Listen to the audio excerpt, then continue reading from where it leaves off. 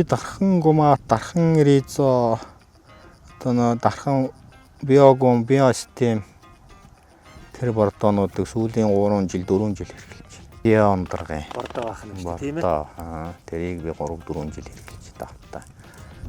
Энэ жил яг тэдний бордоог олон жил давтаа хэрэглэсний юундээ бас нэг ялгаа гарсан.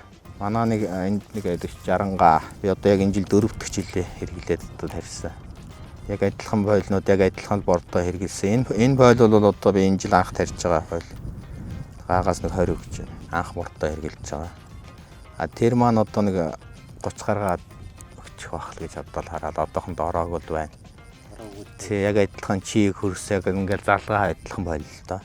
Тэгэхээр бас нэг бордооны нэг олон жил хэрэгэлсэн хөрсөндөө үлдсэн юм байна уу даа л гэж харж байна. Борлуул сайхан байна оо. Сайхан байна. Тийм би ч Улаанбаатар 3 цуйлын 3 жил өгч байна.